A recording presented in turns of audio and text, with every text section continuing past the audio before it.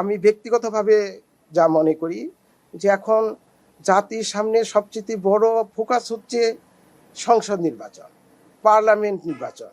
কাজেই মাননীয় প্রধান উপদেষ্টা মহোদয় বলেছেন যে আগামী এই বছর 2025 সনের শেষের দিকে অথবা 2026 সনের প্রথমার্ধে ভোট হওয়ার কথা উনি ঘোষণা দিয়েছেন।